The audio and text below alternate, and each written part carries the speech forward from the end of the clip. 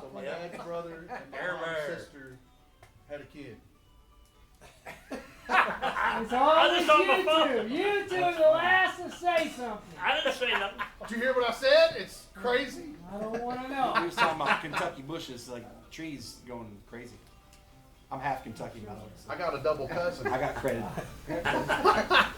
Sounds like a Travis trip song. Yeah, it does. We just learned about it last year. My mom's sister's daughter, my cousin on my mom's side, found out last year that my dad's brother was her biological father. So my aunt and my uncle on different sides of the family dated for 5 minutes back in the 60s. Just long And enough, huh? Yeah. What's that got to do with drums? Hey, sometimes it only Yeah, what's takes that 3 got to do with minutes. drums? We was talking DNA. You asked me what's a double cousin. That's what happened. See what happens when you get two guys with the same last name? Yeah. It all started with the Williams boy Yeah, over it's here. our fault. Always beating the skins. Oh boy. Yeah. I don't know. Getting beat quick. All right. Thanks for showing up, everybody. Gary's got a lot to show. Hey, turn that music off. It's country anyway. Yeah. I don't need that stuff right now. Yeah, there's a time for that. Yeah, it's just time for country music, and it's not Thursday night. Yeah. Thursday night's not a good night for country music. So does that mean there'll never be a country? No, I'm not drumioke? saying that. Okay. I'm not saying that. Hey. I'm gonna do one that's nothing but brushes. Hey, You gonna do what? I'm gonna do one that's nothing but brushes one night. nice. Well, yeah. It's good. And double pedal. That's the international sign for brushes. Yeah, that's it. Yep. Yeah. Yeah, it's funny. We automatically just. Yeah, you know. Yeah. All right, so thanks everybody showing up. Remember next Tuesday, we're not doing Thursday night next week Dave North. because Dave North will be here on Tuesday. That's my homie. So know that it's not free; it's $15. But Dave will be here with a CD and hanging and an old kit and doing the whole deal. He's a great guy, great player. Have you guys seen his clinic before? Ever come out to a Dave Northrup thing?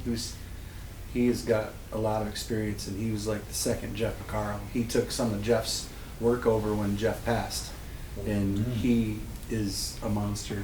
And he did all the big Travis Tritt stuff, and he's one of the nicest guys in the world. He's a dear friend of mine, and it's worth seeing. The money is well spent because he's a monster player and like one of the nicest guys. He did his clinics over at the other, the Drum Superstore before Yeah. you started up. So I highly recommend that. So, Yeah, he's a good guy, man. Very Really good. dude. So he'll be here Tuesday night, 6 o'clock. Probably be an hour and a half, 2 hours, something like that. Just so you know. So that's what we're doing for next week. Because it's Derby weekend. 30. It is what it is. 30. So, and then if you haven't signed up for the Suckerman is the 10th and 11th of June. And then I'm going to let you guys know, my buddy Kent Alberly, who is the drummer for Blackberry Smoke. They're playing here on the 28th of May, and the 27th, he'll be here. We'll be moving our Thursday night to a Wednesday, and he'll be here from 6 to 8 on the 27th, hanging out, talking about Dream Cymbals. He's a Dream Cymbal guy. He is the rep for Dream Cymbals, so he'll be here doing his thing and hanging out.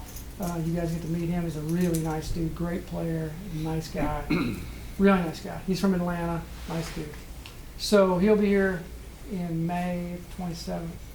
And there'll be some other people coming through town because the Chicago Drum Show is in May also. And so there'll be some guys sliding through here on that Thursday night before the Chicago Drum Show. So I'll let you know about that too. So we'll have people slipping through and doing some things. And then I think we're going to have Rich Redmond the end of June for a clinic also, or a master class.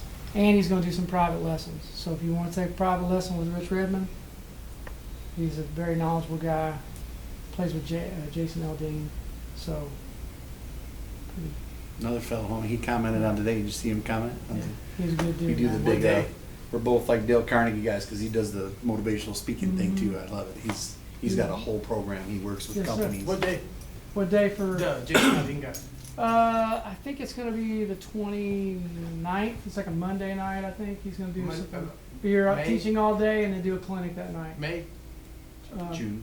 June, yeah, June, June, yeah, end of June, yeah, end of June. And then I just talked to Glenn Sobel, who plays with House Cooper, and we're trying to work something out. He's going to be here. They're starting their tour at Louder Than Life, Nice. and so they're going to be in town doing a rehearsal, and I think we're going to have him in to do a clinic also, Dude, that's or a sweet. master class, or some lessons or something. He's going to be doing something. But He's friends with Jarbo. yeah, Mhm. yeah, him and Jarbo are good buddies. Yeah, he's a good guy, man. Really nice, Absolutely. very nice dude. He's a smoking player. So, yeah, so we got a lot of guys churning through. Talking to Mangini. We'll see if we get Crazy Mangini in here.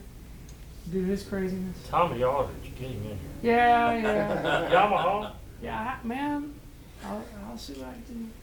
I've got to call out to him. Him and Weckl and Gad, everybody. Get them all. All the same night. All of them. I want to get going to Dave's Man, coming up in a month. That'd be St. an Louis to overload. do his. Drum thing. Cool. Yeah, so I can talk to him. Yeah, I'll try to Yeah, talk to just him. let him know. Because I've reached out to Yamaha about it. He's really mellowed out, man. He's so chill now. He's Mhm. really learned to be like more, hey, instead of like all serious. Yeah, he used to be Ah! good, too.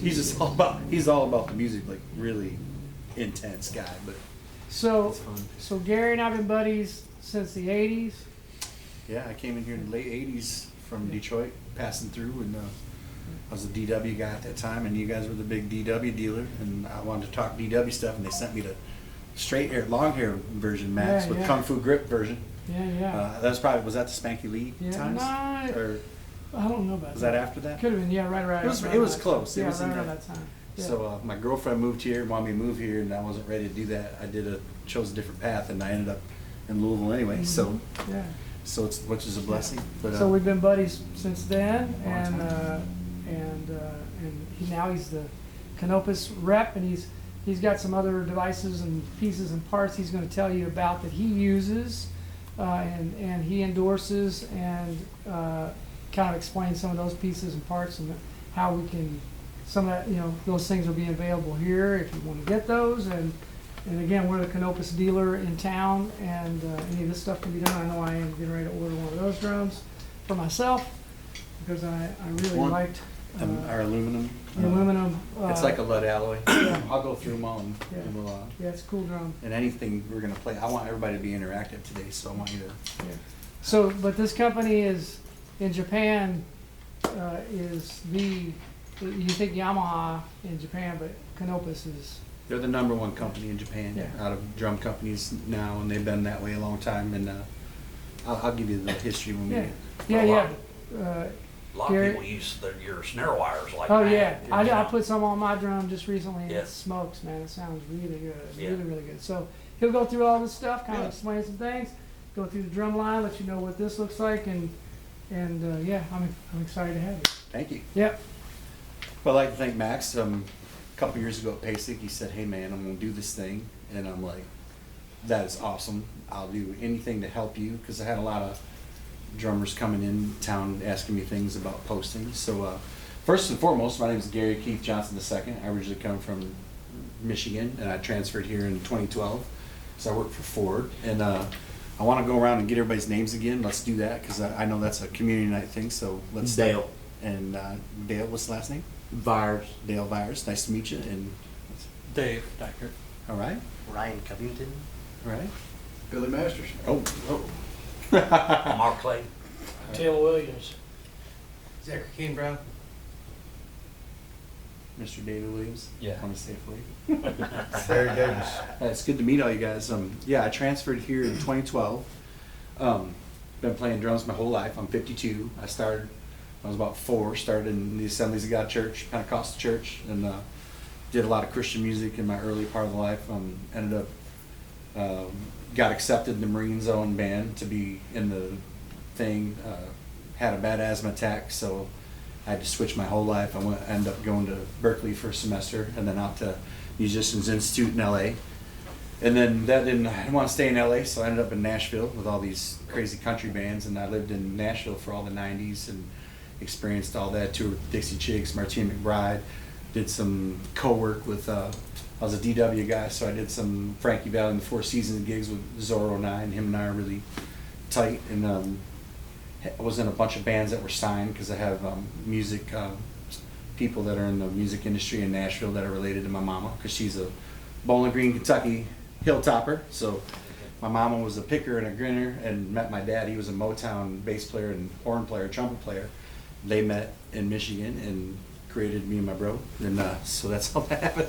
But I had I got having the Ford gig too later, after I kind of left music in the 2000s, lent itself to me to just start spending crazy money on drum collections, and I had a really huge drum collection, including like Sonar designer kits, Masterworks kits, custom Ludwig kits with crazy Steinway veneers, just all kind of Brady kits.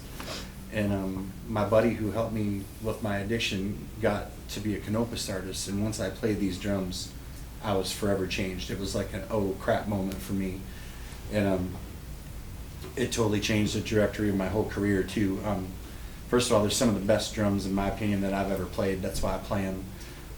The attention to detail, sound and feel comes first, and then using the highest materials they can get. That's kind of their concept. So we may not have all the crazy veneers like maybe a Sonar or some of the DW Exotic, but we're right up there in that world. Brady, high Sonar collector series as far as the high-end capability, but there's like a simpler concept, like the Shinichi, our CEO, who he created the Yamaha recording custom line for Yamaha. He was at Pearl, he was at Tama.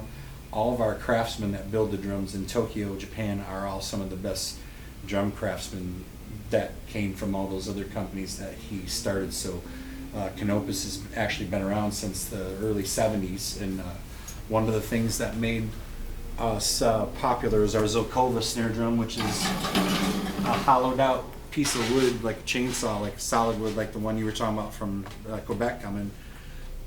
Carlos Vega had these, Jeff Picaro, a bunch of people in the industry. This is one of the most touted snare drums on the planet. Now it's used, it's what put us on the map with our RFM series drums as well. So these have been used in the recording world quite a bit. And actually my buddy, who was the endorser who got me into this company, actually Shinichi was ready to give up in the North American market, and Bob had acquired a couple of these drums and wrote him a letter, inspired them to stay in the business and keep going. And then I became part of the company in 2003 as just an artist endorser, and then now I'm a store rep too. So we have 52 stores in the United States, and I have half the country. And then my boss, who runs our warehouse in Vegas, who Max has met, Joey, he's our artist relations guy, and that's where our warehouse is, where we house our North American stuff. So I've been with them. My first kit I got in 2003, and now I've pretty much, as a rep and an artist, acquired about everything we make. But that was like a calculated thing for me, because having all the Canopus gear has allowed me to interact with other endorsers and artists that have even been in the house, like Matt Gartzka, Shannon, who's Toto.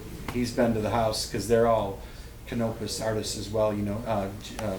Rich Redmond, he uses our snare wires, and so even though they play other drums, we have an accessory and snare drum program where a lot of the big artists are also our artists. So getting to intermingle and have some of the biggest, best drummers on the planet be your friend, like Zuckerman, and you said Glenn's one of our artists who uses our snare wires, and we have a lot of DW artists who use the wires and use the bolt tight, some of the accessories, and they do have access to, even though they play a DW, in the studio, everything gets used, so they're able to get a pretty good collection of our snare drums, which are touted as some of the best on the planet. So it's been a real honor and a pleasure to be able to play this stuff.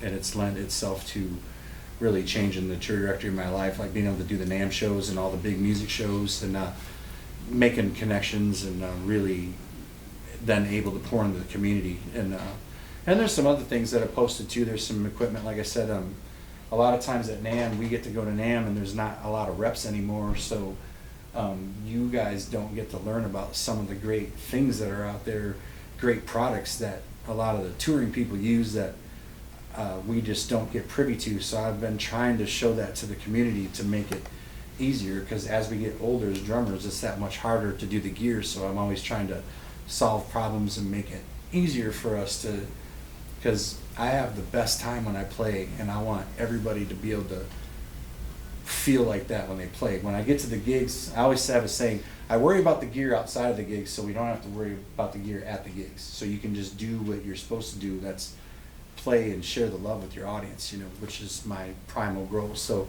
it's not really about the gear, but the gear helps you be able to do the real thing while we're there, is to spread that energy, love, music, and just be an inspiration to people. You know, it's exciting when I see someone succeed and doing well and playing their asses off, and like you get that energy between the crowd, the band, and everybody. It's just I feel like we wield a power that's unlike anything else, and music can touch people in ways that a lot of things can't. So I take it very seriously and take a lot of pride in it. So we have a bunch of different lines. We have our flagship. I'll pull it out. We have our flagship maple, which is a very thin shell with re-rings. This is a shell that's proprietary to us. It's been cross-laminated. I can't tell you all the things. I know it's really thin and resonant. And that's the kit that at one point I was going to liquidate my collection and be like, I'm getting rid of all the Japanese stuff. I'm a union guy. I'm going to just play Gretsch, DW, slinging all the American stuff. And then I'm like, but this is the best kit I own. And I got a lot of feedback from sound engineers and stuff, which I'm also a sound engineer. And these had like a pre-EQ'd attack that was amazing, where sound engineers weren't having to do much to get a good sound.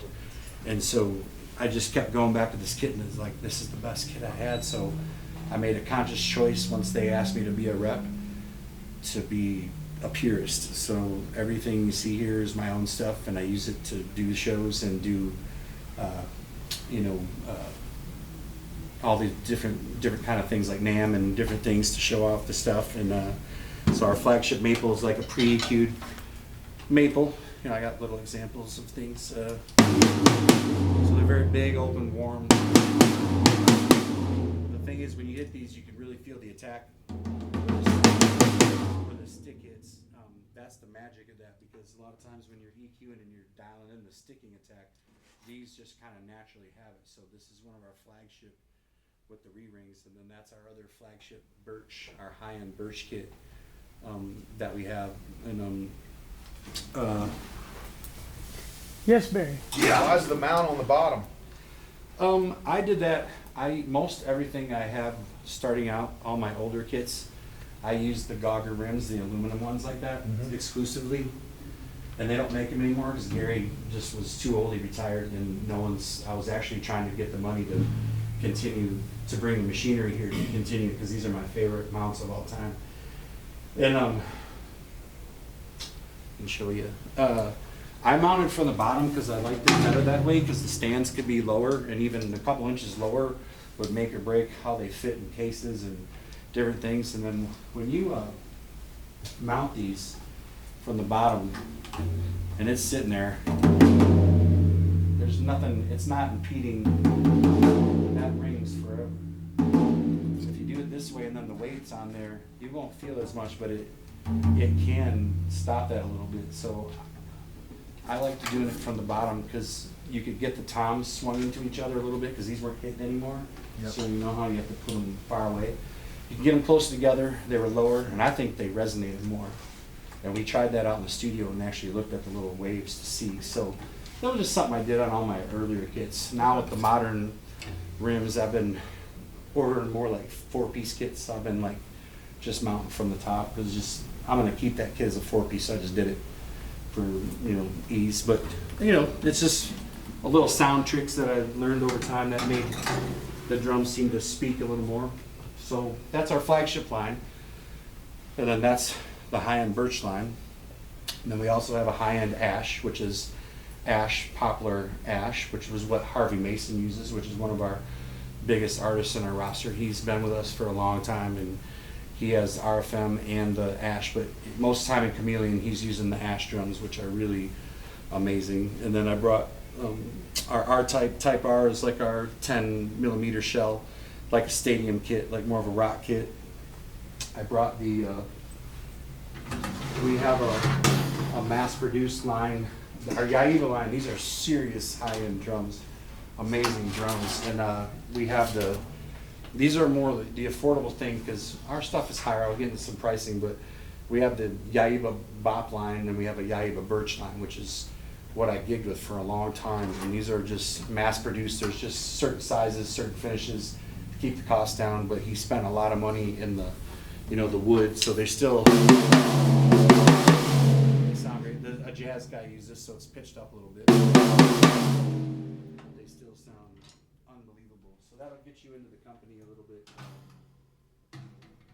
more affordably. So what I'm going to do is I'll go through some of the snare drums and things we make, but I want to play. A couple years ago, I got into the Dylan West band. He's a local artist, and we were playing like Derby City Pizza, where you just mic, kick drum, use 2 speakers. We're a 3-piece band, and I'm using a vocal mic, kick drum mic, and I wanted a kit where it fit. It was a smaller kit, but it fit a small footprint, but still sounded big. I didn't want to get a little cocktail kit. I had a bunch of those, and they were just too. Having the small bass drum, being a rock country guy, I just wanted something that was a lot bigger. So I researched with the DW pancake stuff. There was a video where Gary Novak did the Alanis Morissette, one of the big those award shows, and they did that "Thank You India," whatever that song was, that big hit she had, and he had all the pancake toms, and I saw that, and I'm like, holy shit, they sound huge. So, and then seeing Josh from Indie Drums, all the Wayfarer kits, I'm like, we make really good drums. I get a pretty good deal on the stuff. I'm gonna pay for the R&D to have them chop one up for me. So I did a 22 by 10 inch kick, a 16 by 8. Basically, I just cut those 2 drums in half, and this one's standard 8 by 12. But what's cool is having the short kick. It's punchy, big, but then my footprint this way is shorter, so I could fit in all those small places and just have a cool 4-piece kit that sounds like a full kit without having to sit on a cajon or play a mini kit that still feels weird. Like this kit feels like a full kit. And then I've seen you talk about it too, like you playing hard. Like I could play hard. Well, I mean, I could still play like firm. Like playing firm. I could play firm in the smaller thing and not hurt anybody, because I would use like smaller cymbals and a smaller snare drum, and I'd use different muting things. So I might start out with like, say in the thing, I might start. So it's not really hurting anybody's ears. But then, I could,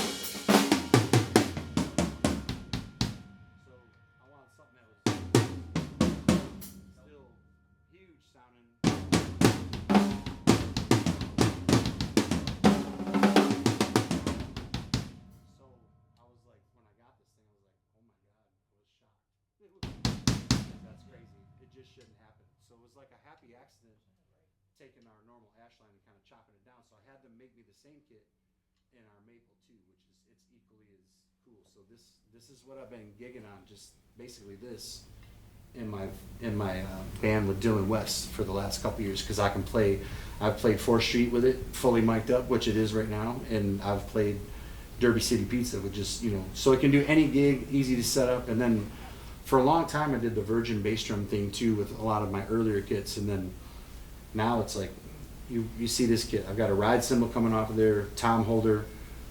All my mic cables are going through the bass drum pass through out to the bottom to where I can put my snake to go to the board, so it's easier to tear down and set up. So I'm not using 15-foot mic cables all over the kit. Both of these kits are fully mic'd up right now. I'm ready to go live, and you can't hardly see it. And it takes nothing. I just leave the mics in the cases with me. It's easy, and it sounds good. And this is what I've been gigging with for the last 2 years. Easy to set up, because we do I do the sound and the PA in our band, so it's a lot of work. So I needed something that was very easy and And I literally just got these 2 drums today to match the maple kit I got. So I wanted a little.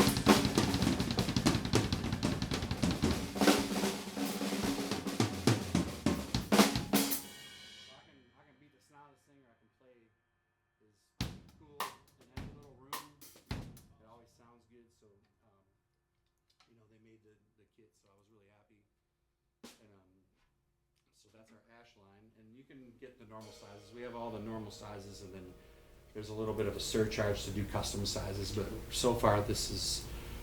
I'm like, if I had to keep 2 kits, I'd probably keep. I call them traveler kits because it's just so easy and they're light to take around and play. And then you can see the mics, you know. And then our high-end birch kit, which. It's our flagship birch. We argue between like what's better, the RFM maple or the birch. I can't tell you what, but they all sound huge.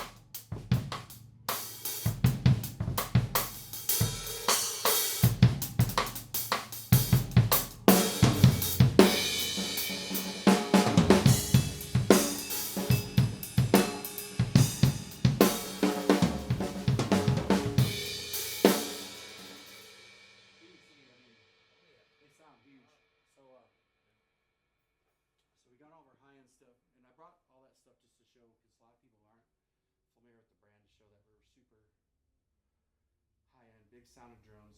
We have the vintage lines too, which Shinichi, our CEO, is one of the biggest vintage drum collectors in Japan. So he recreated the shells 3-ply maple, poplar maple, and the 3-ply maple mahogany poplar shells of the like 50s and 60s. And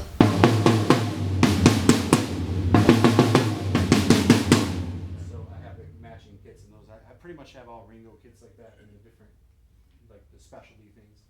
So there's something, a little bit something for everybody. You know, these have a little bit different feel, but they're still pretty big, open.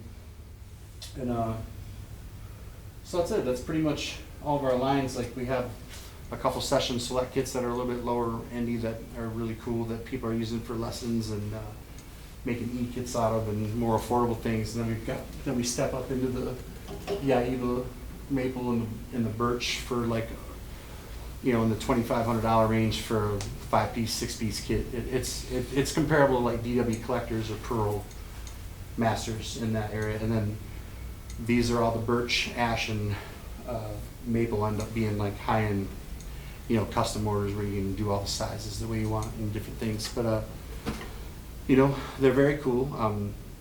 Very good company. The design is simple, you know, using, like I said, the best products to make the best drum they can. Like, you know, these are all solid brass lugs touching the shell. They wanted everything to vibrate together on their high-end line, so those are all solid brass, which is expensive.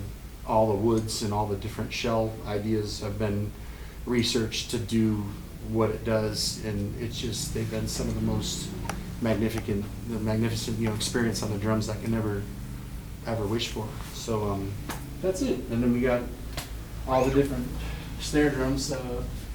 This is one of our birch with the stabilized maple, which is, they take an outer ply of board and they suck epoxy through the whole thing. It gets vacuum sucked through the whole thing. Then they cut the layers and use that as the outer layer. And what it does, it adds some high-end crispness to the sticking. And then you get, as you cut the layer of the board, you get all kinds of different patterns. And we've done different colors of these, but it's basically one of our high-end birch snares. We did a batch in maple too. That's really cool.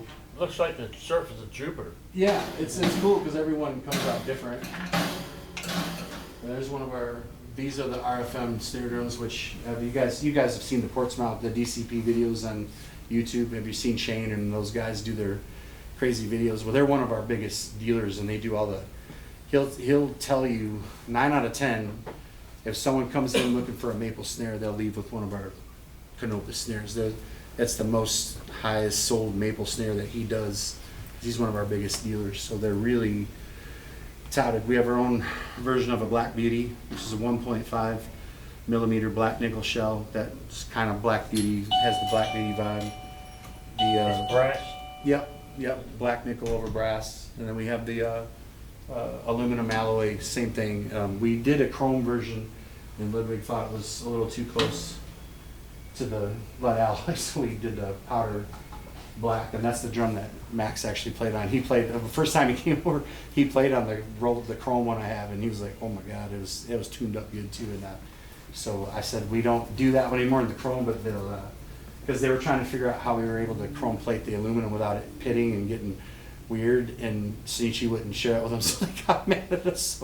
So and then we make the baseball, Canopus makes all the baseball throw-offs for Little League, so we didn't want to mess with that relationship. But pretty much there's all the different brands. Some of the ones that Max has gotten in so far is we just came out with the new Session Select Superior snare drums, which feature all of our high-end stuff like bolt tights, the leather washers that go between the things to stop your hoops from getting ripped up. Plus it isolates the sound a little bit, adds some low end to the drum.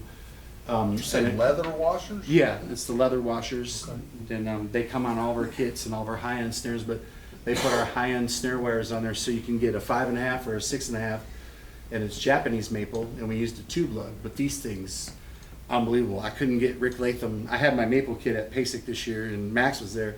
Rick Latham was there the whole time, and he wouldn't. He's like, dude, he wanted to take the kit home, and he was begging me to, and I'm like, dude, I can't do that. I just got it. But he was playing the Superior snares, and then we have the Ferro Manganese one that we just came out with. That's really cool too. So Max can get all these drums through us, and and he can get any of these actually. If there's anything you guys try and you like. Yeah, that new drum line is the best sounding. It's crazy for best sounding $399 freaking snare drum that I think I've ever heard, and it's made like an 800. It's made like a drum that you spend $800 on. It's a great sounding drum.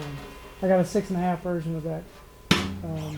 Yeah, throw up. That one we got in stock, and it's a really, really nice drum. It's got you put the good snares on it. Well, it's really thick, and it's super high-end Japanese maple, which I don't know the difference. They haven't really explained Was to it me. like a 10 or 11 ply or something like that? Yeah, this is like a 10 ply, and it's I never knew what Japanese maple. I still don't know what it is, but I just know it sounds good. So.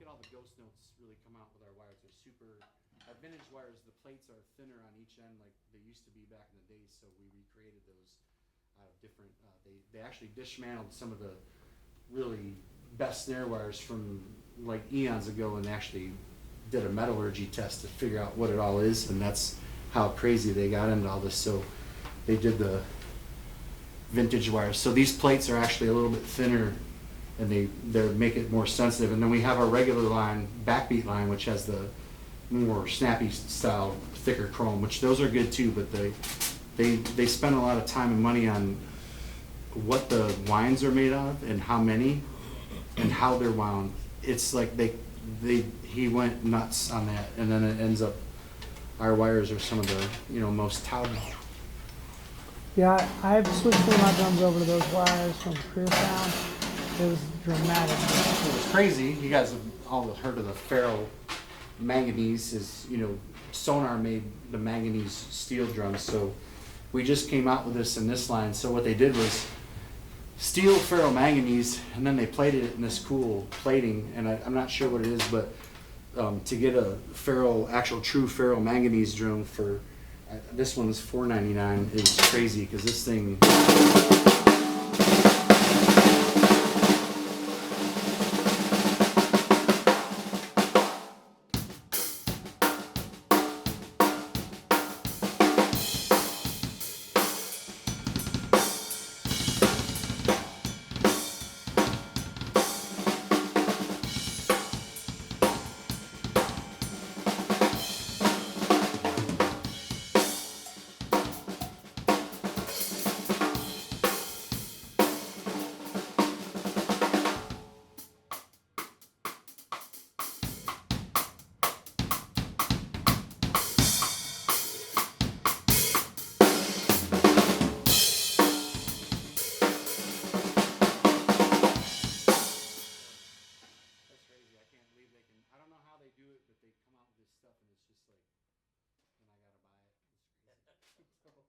So that's a crazy way to get a ferro manganese drum. I've never even heard of ferromanganese. Well, what does that mean? That's a type of steel. It was a special one that Sonar made that popular. Like they came out with the huge manganese drums. That was a big. They had them in the 80s, late that, 70s and 80s. They came out with that and line, and then it just continued. And now I don't think they're making that line anymore. But they're highly sought after steel drums that they did out of that particular makeup, and we just came out with our own. They came up. It's in the drum scenes right now. It's becoming popular again to get those, like all the bell brass stuff and all that. The older Tamas and all those cool things. So this was like a fad they kind of jumped on, and now they're offering it at instead of those solid brass lugs, they're doing the really good tube lugs, which cuts cost and the different throw off. For $4.99, it's crazy. I remember I told Brad Kennedy, he's a big, we all know he's a big Sonar guy. I had a lot of Sonar stuff, and he couldn't believe this drum because he's got a lot of ferromanganese drums, and we kind of. Actually, he's the one who tuned it, so it sounds good because he tuned it. So, but yeah, he was shocked, like that price. I don't know how they do it, but it's, that's pretty good for one of our, for a drum like that. But they're all unbelievable. We have a solid. This is our version of our bell brass. It's a patina 2mm thick brass shell. The patina and the finish, the way they do things on here is awesome. Like I've had some of the Sonar drums, like the big, the big expensive copper, the crazy designer. What's that? Mm-hmm.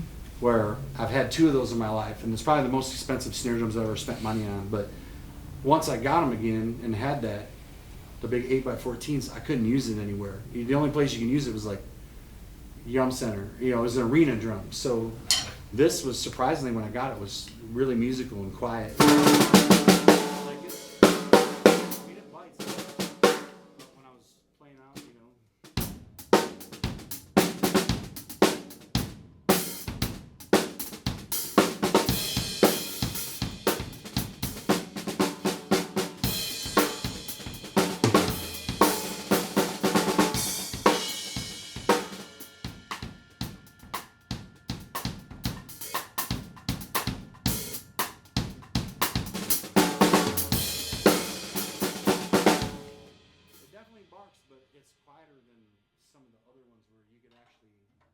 use some muting techniques and actually use it out. So, and this is currently in production right now, which is really cool. We've done different versions of things. Sometimes they'll do some special things, and we let the dealers know there's a certain amount of drums like that done, and then we have our Type R series. The toms and bass drums are all 8-ply, birch, maple, high-end. This is kind of an arena style kit, and then these are 10-ply all maple snares, and these are just rippers. These are the arena drums. Like if we're gonna do like a big rock or metal thing, this would be. And then we use these ASPR heads. That's a drum head company overseas in Asia that did they all have these black style heads on them. And I don't know if this is tuned or not. Kind of honky because that's a little, I need to tune it, but like these have a louder, they're a little dull because the heads are a little honky. I put like regular heads on the toms and kind of fatten them up. But the snare drums, this ASPR head works crazy, and this has, I think this has our, does it have our back? Nope, it's got the vintage, it's our vintage plates.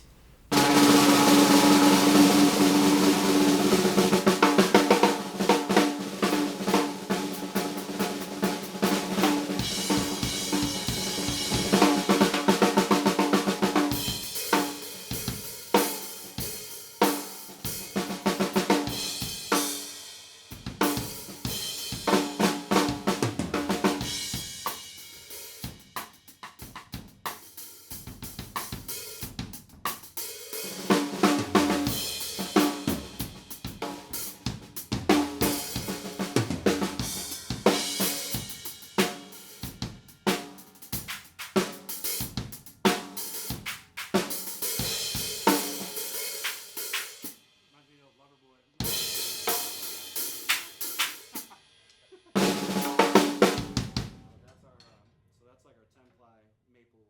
Jack has hoops top and bottom. Yeah, that really adds to but these things crack. Like this is the one we were getting yelled at NAM all the time, and I had the NAM police sit down. I'm like, I taught him how to do rim shot. I'm like, listen, bro. I go, just drop your hand down. I'm not doing anything. I'm barely doing that, and it's like, I'm not like, it's like barely hitting it, man. So I was like, dude, it's not us. Like, we're not pounding on stuff. I go, I'm having artists and different people try out stuff, and we kept getting yelled at. So once he sat down, a non-drummer was like, oh, holy shit, I get it, because they kept coming over the booth. And Gary, those drums come in, they have a bunch of colors for that. Yeah, for the Type R, they come in crazy, like there's lime green, like a blue, red, like a cobalt purple, orange, like really super crazy finishes. And they have both chrome and black nickel. Chrome, gold. We can do gold on any of the custom stuff. We can do chrome, black, or gold. I don't know if this is gonna. So this is the size and the stuff that Carlos Vegas used on all the James Taylor albums. This was before he passed.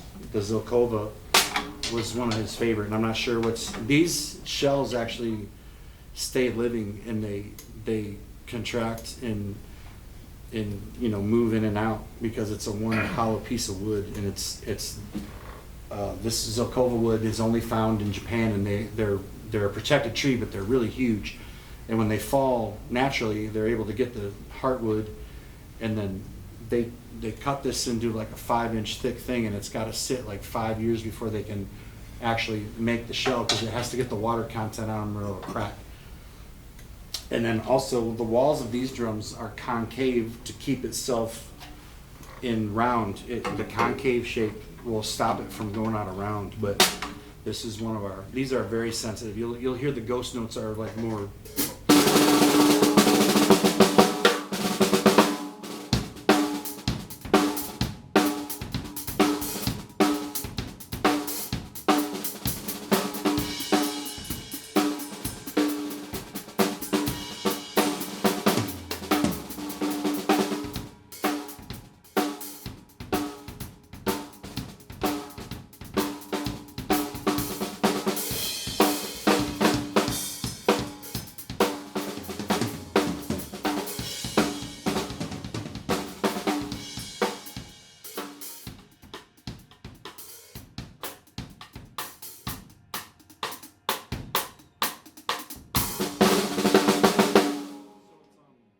sensitive, got a lot of bounce, so you can easily. And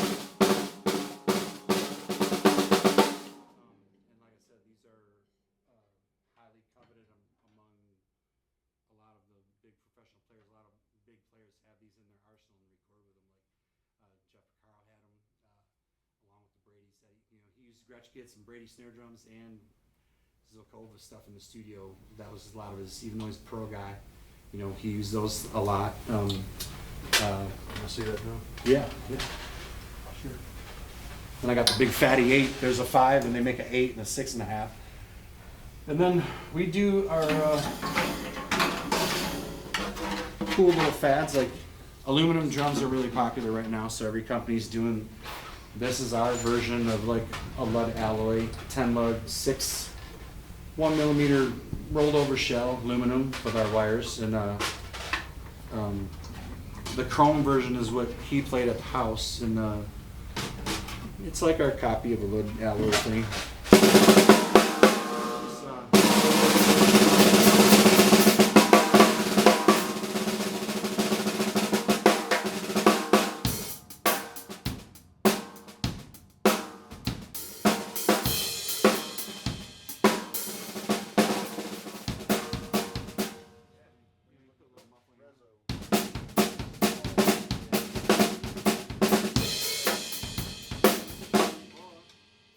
Built-in, I always forget it's got the built-in, so you can go halfway. Got the baseball throw.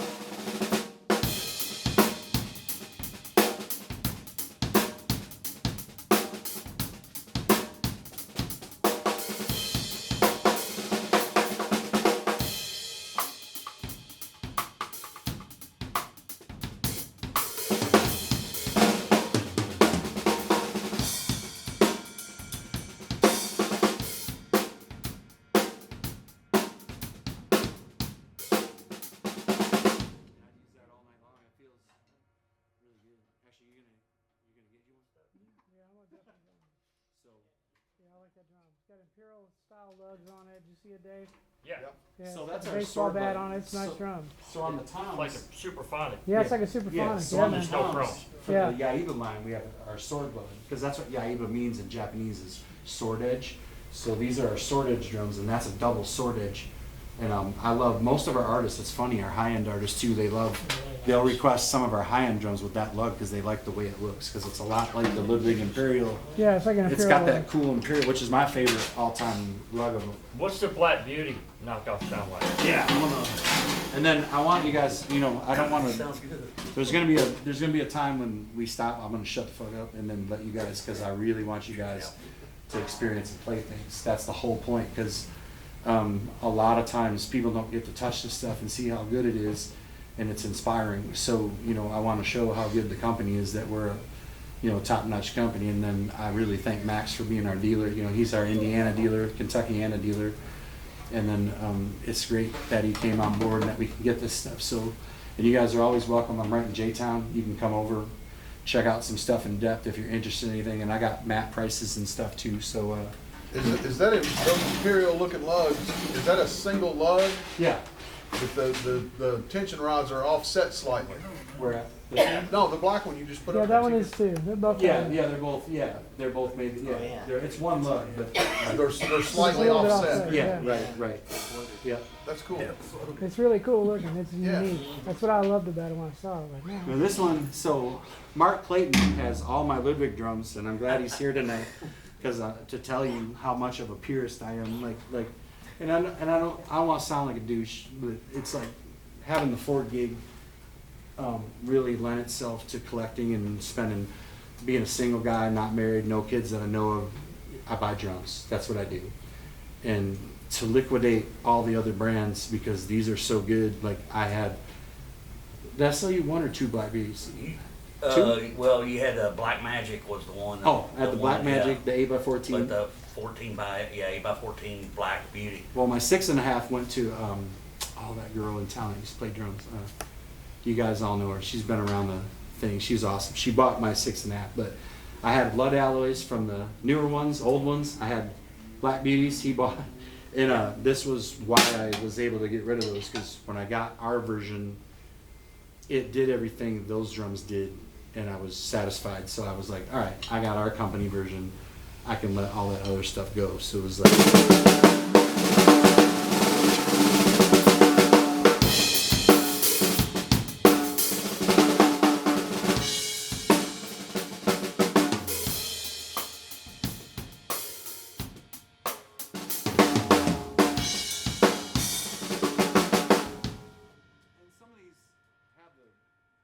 This has the Chinese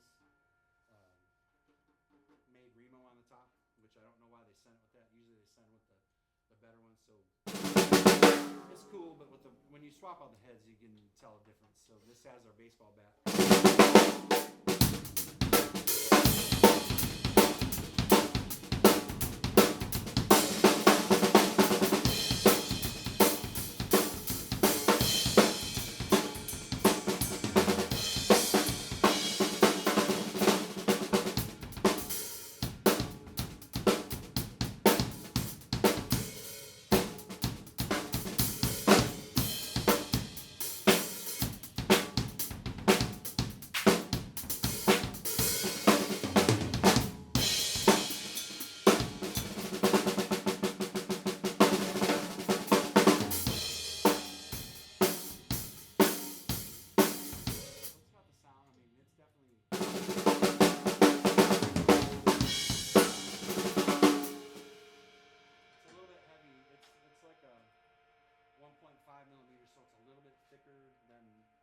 Normal Black Beauty, and but I think it adds to the volume and like the ring. It definitely gives you the presence. But yeah, I sold my DW Steel. Yeah. What else? What did you It was buy? it. Three of them. I Okay. think. Yeah, because I'm like I was just You're trying to to sell me all the Canopus stuff, but you're like, they'll kill me if I did. Yeah. Yeah. That's why we got Max. So we can order. Well, Ludwig Black Beauty do not come with internal mufflers Right. We did that. anymore. You know, right? Yeah, we did that. We did that as an option because going through like our,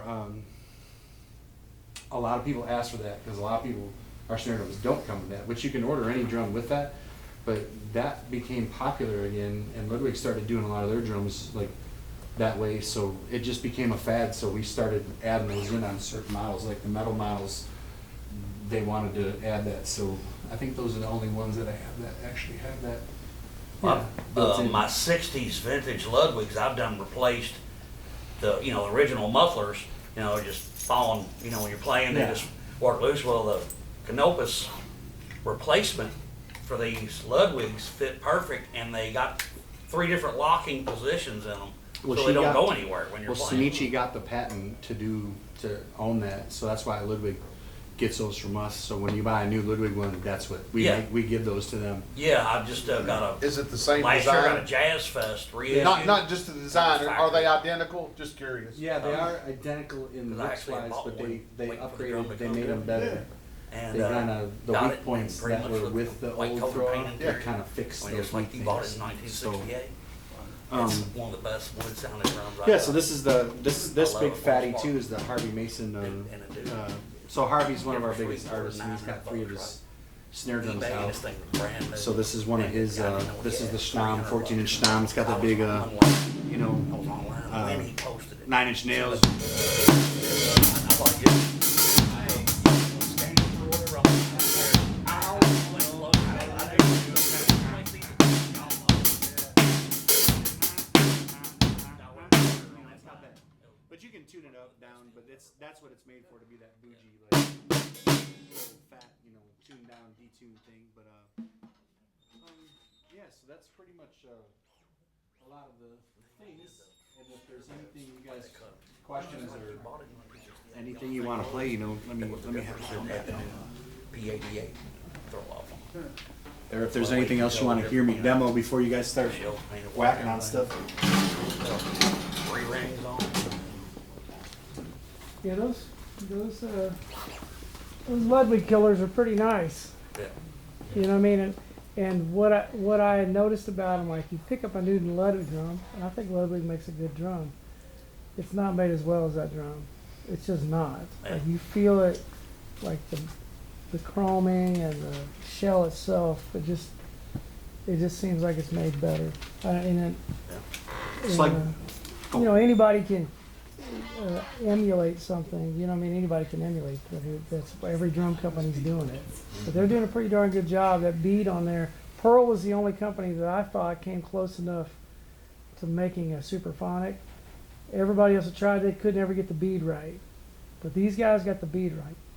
You can tell that cat is a collector because he's taking that drum part and really, Yeah, the really. pearl bead's a little wider. Yep. Didn't come out as much as more. But like it was that. close, and it sounded good. It sounded really close to it. But this drum, to The me, Sepsitones sound great. yeah, it's a great sounding drum. those But are it's yeah, not aluminum, exactly. Pearl aluminum drum. That's a hard one to beat. That's a great. That one kills me. How inexpensive and how Yeah. great that I drum got a is. black one. Yeah. Yeah. Is that hammered Yeah, you got bronze or masters. brass? I'll tell you what. What's Is up? that a hammered bronze or brass? What's wrong with you? Bronze. So yeah. So we offer What's wrong a, with you? a 1 millimeter, Isn't that cool, though? 4-inch bronze, and then this is the 1 millimeter I like that. hammered bronze. So that's a 5.5 I like by that. 14. We offer a 6.5 too. And it's 8 lug?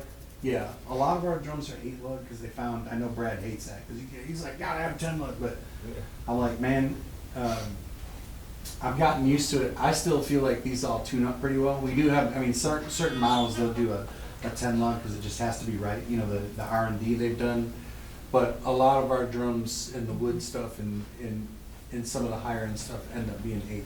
They just like it. They've tried it with 10 lug and it didn't make much of a difference. So they went 8. And I've even gotten used to that quite a bit too. Like these are both 8 lugs, and actually I had them made my 12-inch.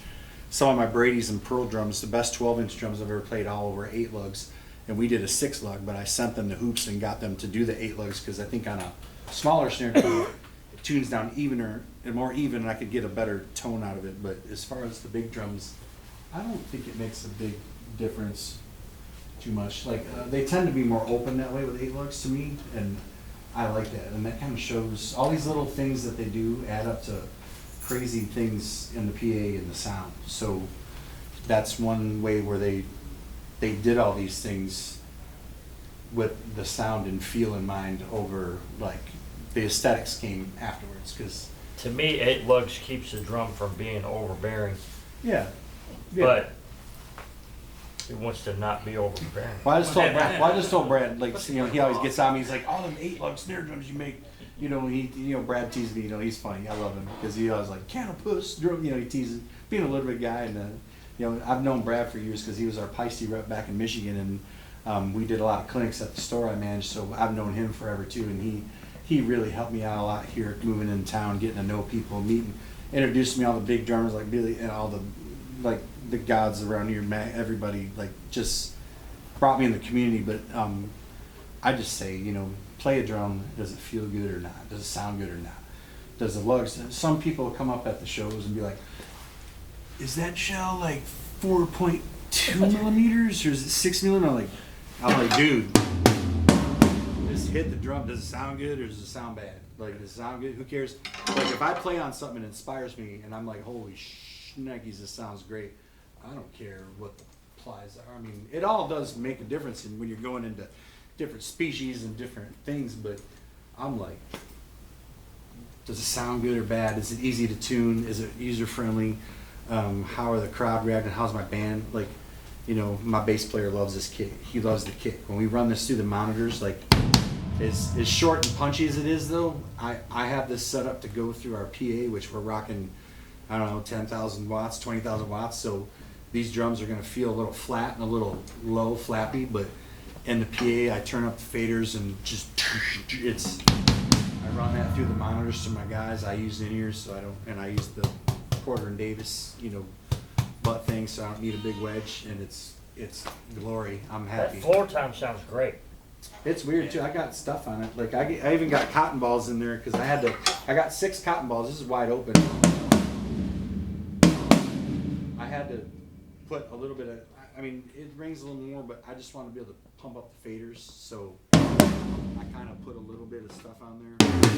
Actually, what's crazy is this drum in all the rooms, I don't know what the deal is, it's the frequency it puts out.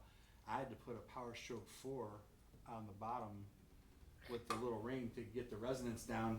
And then what's crazy is my Remo guys, they're actually working on, you know how there's the EC2 bottom rezos? They're working on a specific bottom head like that because a lot of guys are doing that now. They're putting these power stroke 4s on to get rid of some of that bow. And I know it's kind of tuned low, but I need to touch it up a little bit, but that's wide open. But I like that sound. It works for us in the PA, and it's just easy to, and then what's cool is having the mic mounts on here, which we talked about this, so there's some products I use that a lot of drummers in town were coming to me because they were seeing the YouTube videos and seeing my posts, and I was turning the people on to the real companies, or I was having to be a liaison, and then some people were like, hey, you want to start a store? And I'm like, I'm too busy to do that. So I talked to everybody, and Max was cool enough to be like, we want to build this store up and build community and build products that makes it easier for drummers. And I love talking about drums with people because I want you guys to have the same experience that I feel. When I play out, this feels so good to me, and I have such a great time. I never have to worry about anything failing.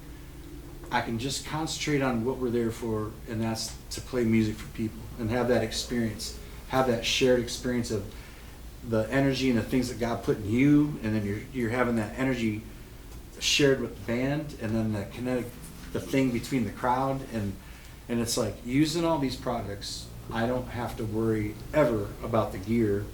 It always sounds top notch. These things keep consistency. So I have these mic mounts that we're going to be able to get through Max. We're working on that because I've worked with so many guys in town. They're so inconspicuous, and the cool thing is he designed them to where they can go on the rims mount or the rims without touching the collar. Some of those old the LP ones we used to use. It gets up under the collar, and you turn them on, it chokes the drum. Yeah.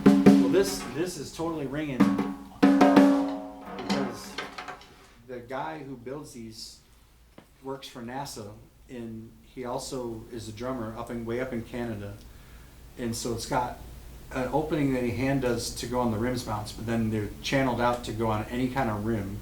And if you have a special kind of rim, like even the S hoops, he made me some that go on the S hoops too. And then this is the version where you've got both knobs by hand. He's got drum key ones. Like a lot of times I use the drum key ones on, this is my gig rig, so I know I'm never going to take them off. So I just have the drum key ones on here, and I may have to go through a little bit of pain to unloosen this one, but I can undo these with the handle and take the mics off. These stay on the drum, and every time I go to play, I can easily mic my kit where it always goes every time the same way. Gives me consistency. I barely have to put on those. They don't affect the sound of the drum at all. And I can leave them on the drums. It's one less little tedious thing that we have to deal with as drummers, like doing this. And then I started getting way crazy. I know these are expensive drums.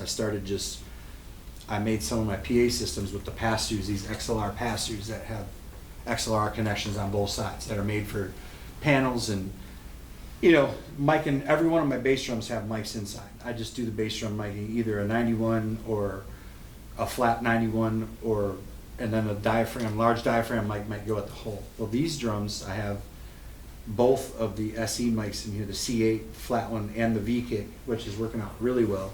And I just plug the microphones right into the shell, and it doesn't affect anything. And then I'm like, I'm lazy. I'm sick of running mic cables under the drum.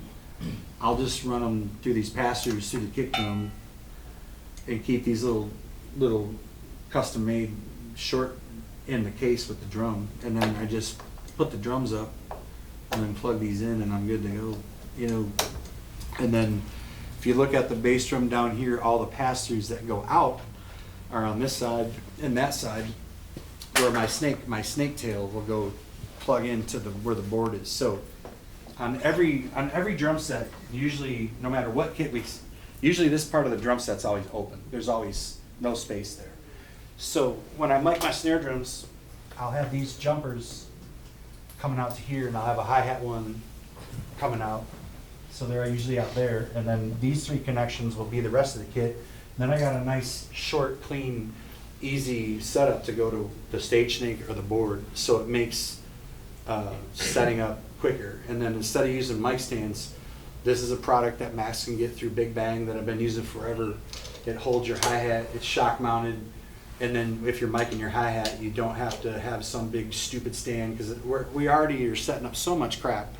It's like, there's companies out there that make awesome products like this. I've never had any weird sound things, any complaints from sound guys. I tried them out in the studio and live before and now every one of my hi-hat stands has that, and I just made a custom loom that goes down, so then you as a drummer can set your stuff up. It's plugged in, and plus, if you're gonna spend all this money on the drums, I don't want a bunch of shitty looking mic cables all over my drums, and I like these kind of staying hidden, clean. So both these kits right now you're looking at are totally mic'd up right now, except for the overheads, ready to go, ready to play, consistent every time, plug and play, sound huge, and you can, if you have a problem and you arrive late, sometimes those things happen. You're not stressed because you can set up pretty quickly. And then it just brings consistency, and it's one less thing you gotta mess with, It's just, I tried having the Ford gig was like a blessing to have the time to figure out all these problems that drummers have, and then being able to go to NAMM show for the companies and then getting involved in all these companies. It was just fixing one problem after another. And then when I share them with you guys, and you guys experience like, hey, that's a good idea. Like, that makes my life that much easier. Like, on a rider now, since I got the Porter and Davis thing, I don't need a big wall of speakers blaring on my ear, because I use the in-ears, and I control my kick drum. If I had the module here, I can show you, but I run one of the mics to my butt. I control what I feel. I got my ear, and then I don't need a wedge ever at a gig. Like, we play 4th Street, those guys don't put up anything on the drum riser. All that, they love it when we play, because there's just the drum, the snake to plug into, and they don't have to set up anything, and they love it because then they don't have to strike it all down. And that saves money, like on tours. And then I always feel my kick drum the way I want to feel it. And then because when you miss that on a gig, sometimes things get so loud you don't feel it anymore. That sucks. And I never had that feeling, and then actually Max came over. When was that? Like a year ago? Yeah, about a year ago. So he came over and tried the Porter and Davis thing, and I got him hooked up with Dylan. He's been using the same, and I've got all the different seats. You just plug the seat into the engine and then run on your kick drum. You control it all. It's a pass-through, so it goes right to the PA. So they still control all the sound, but you control what's going to your butt, and you can have as little or as much. Like, after I've gotten used to it, I use quite a bit less. I have some kick drum coming in my ear a little bit to hear it, and then I can feel it. But it's like having a rumble pack up your butt. It's pretty good. At NAMM, I always have a girl sit on the seat, and we crank it up, and they're like, and it's like that scene out of, what's the scene out of what's that, the DJ guy, when he did that on the speaker? Howard Stern. Yeah, the Howard Stern scene. They're like, then it'll rumble you. When I first got it too, it made me sick because I had it up all the way, and the low end was, it's the same technology they used in Desert Storm when they used the big transducers to point at people to dissipate so they didn't have to kill anybody, because the low end frequencies will make you drop to the floor and poop yourself or throw up. So that's the same technology. Careful with that seat, Porter and Davies, the transducer is built into the seat. Put a hole in it. And it's hooked Be right to my careful. sacrum, so the low end goes right up through your sacrum, so you don't have to have it. And these seats are pretty comfy, so that's another thing I use. And I was talking to him about some custom wiring. Like, if any of you guys need any shorter cables or anything, we can get those made where your name's on them and Maxwell's name's on them, so you don't have anybody stealing your cables.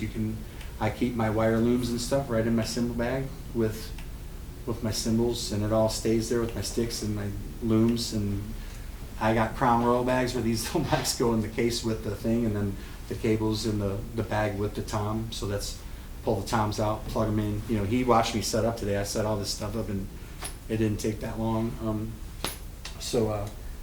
That's some of the tricks we've done along the way to make things easier. And then that kit is featuring some of our hardware. I'm a Gibraltar artist too, and a lot of my older rigs were on all the stealth stuff. I was big into that. But since I got this, I went back to stands, and it's really quick because everything's on the bass drum, so I just have a couple straight stands. But I got the Tama ones on here just because I use those because I'm low on our Canopus stuff, and I want to keep that nice for the shows. So I do have, our hybrid line is a DW looking version, but it's mixed with aluminum and metals to keep these lighter, really light, but still sturdy. So it's all aluminum. So the snare, and our hi-hats, all these are called our hybrid line. So we have a hybrid throne. So there's partial aluminum to make about 35% of the weight. So you get a lot less weight, but it doesn't look weird like some of the other all aluminum hardware looks kind of goofy. That still looks like a normal DW kind of symbol thing. And then I have our lightweight stuff, which is our Jeff Hamilton model who designed these for us. This is really cool. Jeff Hamilton wanted the gearless tilter, and then these are 6mm for all the vintage cymbals that have the smaller holes. So, and I tell you, usually I would use these on my rig because they're so light, and I've never had one move. I've beaten the crap out of these. I've never had one slide. These are kind of designed like the old school cymbals, but they just don't move. And then having the infinite construction and having the smaller thing, it protects your holes a little bit. So totally cool, lightweight hardware. So we offer really good hardware. All of our lightweight stuff and our hybrid stuff is being used by a lot of people too that aren't, our regular drum artists. So we have hardware artists, and he can get all that hardware stuff, and it's always readily available. So it's kind of won me back to going back to stands again. That's the current rig I play on now, and this is the new one I'm about to debut. I'm about ready to take this out, so I'm going to use it like this for a while. Go back to the big drums for the big gigs and keep that for the shallower.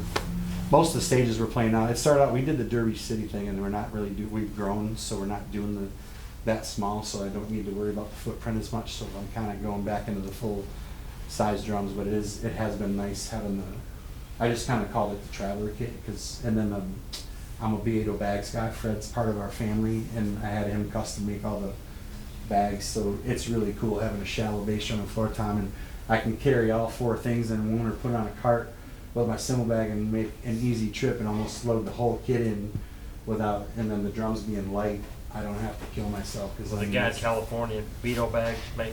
Yeah, Fred, he's really dear friends with our CEO. And I have a set of those bags, they're nice. Yeah, I just got the new hardware case that I wanted to, so I do these shows for NAMM and the Music City Drum Show, the Chicago show, Indianapolis. So now that I've got the last couple kits, last 5 kits I've ordered, like the retro ones have all been just 4-piece kits. So, and I have hardware for each one of those kits. So what I've done, instead of having big shelves like this of all the hardware, what I've done is I keep ordering one of his 36-inch really nice hardware bags with and to put each kit's hardware in there, and then they're color coded. So like the handles on those 4 bags are all like a dark blue. I know it matches the blue. And then I've got gold on my gold kit. I've got a turquoise color handles on the cases for that. And then the hardware bag has the blue thing, so I know the hardware that matches those colors. Everything's color coded, and that's the cool thing about what he does too, because he'll match the colors. Like I got brown for this whole kit. So it's been really nice to have the 4-piece kits, going back to stands, and then having each rig is just ready to go. And I found out taking them into the shows when we do this basically the setup, what you see today is what we'd take to this is basically what I'm going to take the Music City Drum Show, or we'd show at PASIC in the 10x10 booth or 20x10. So it's made it easier to haul everything. And then I've ragged the crap out of his bags. And say his last name again. Beato bags. Greg Bissonette's a big user of them, and I know he can get them. Beato, So what I did was to make things easier and more economical. I love Michael Berg. I'm a Humes and Berg guy. I like the SKB. I have some SKB. I know he was talking SKB, which Max likes the SKB and really getting in them. Any of those. So what I did was I just ordered one hard shell set of cases that fit, because every one of my 13s is like a 9x13, right, with rims. Every one of my 12s is an 8x12. Every one of my 10s is a 7x10.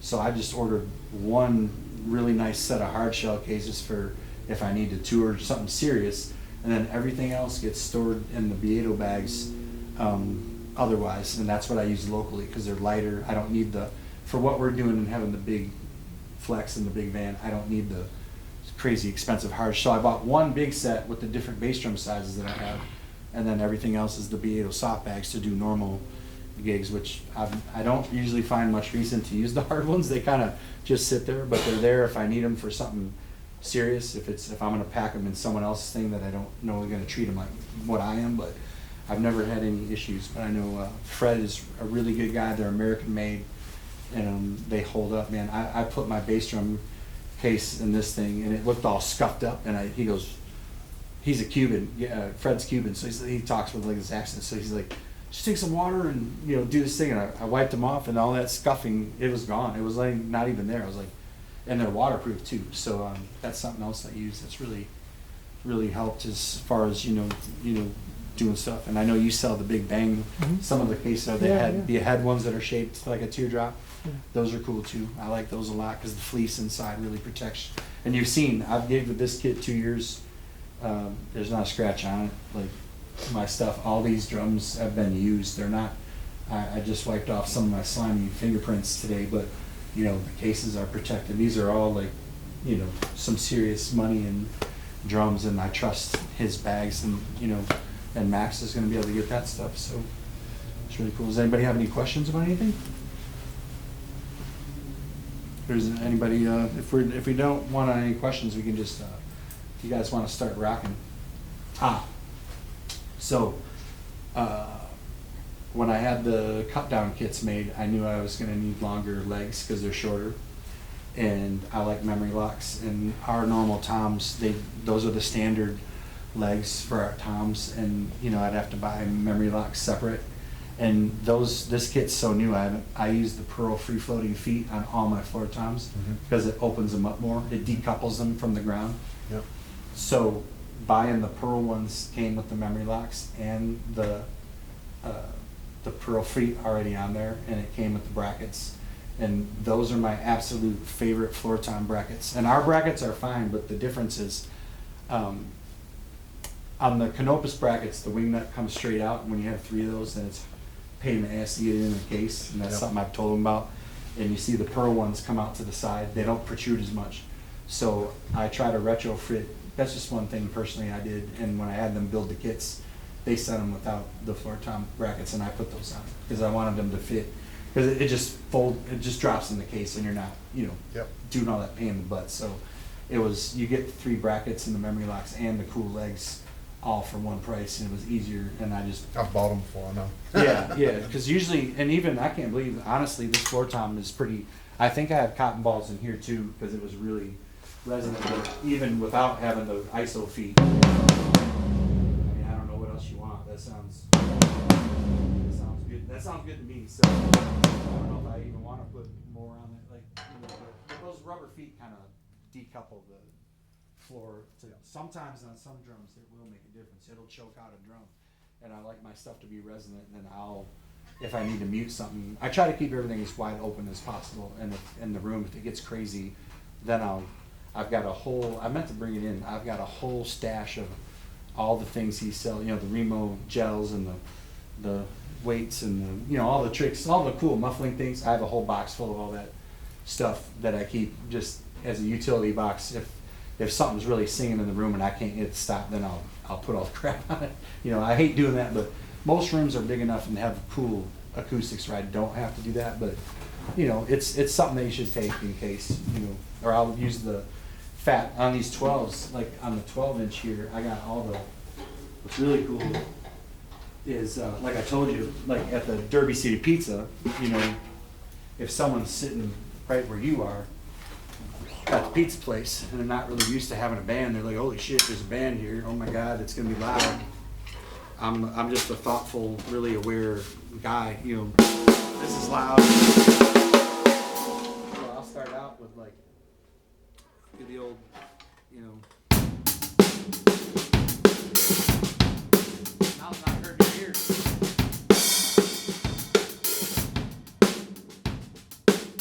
And then when people's ears get more used to it, maybe I like this one too, the one with the hole, the donut. That one works pretty good. It gives you a different sound. It'll just makes it sound not. A lot of times I use the kitty face. Like this is a product that I'll turn you on to, unless you already know. Like I'm the rep for Andy at Drummer Supply in Nashville, and he sells all this stuff. But these are something you can get too. I was going to tell you about them, but this is like putting the billfold on your thing, and then there's the magnet. It sticks to the thing, so it just really takes all that sound. And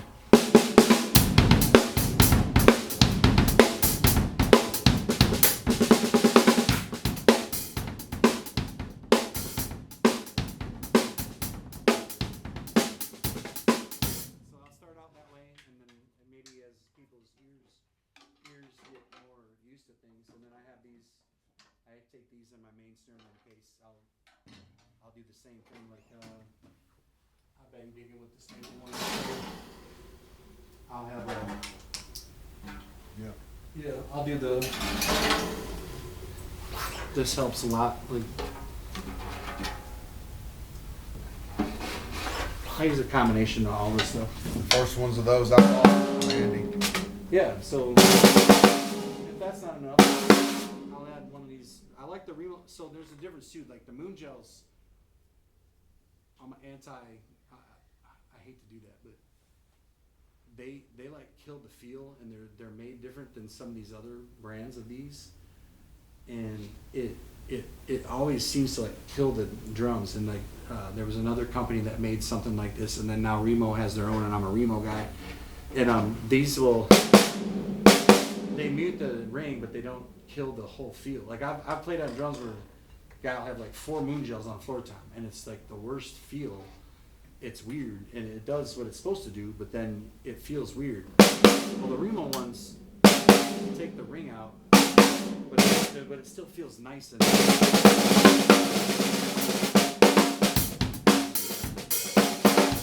still feels okay. It doesn't make the thing so dead like I'm playing a pillow. So that's what I do. I just kind of do things that are, self-aware. Sometimes, like, if the gig's real loud and I'm using my full snare, and this is what I'll use in the PA when later on, I'll start out with this little thing on here. Because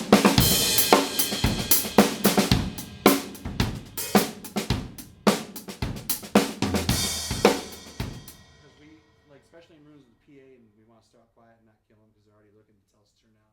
I'll just use this. Later this comes off. Then later this comes up. Then later this comes off when they're all drunk and everybody's. So I just gotta play the game, play the tricks, do the psychology of it all. But we want, like, that's part of the.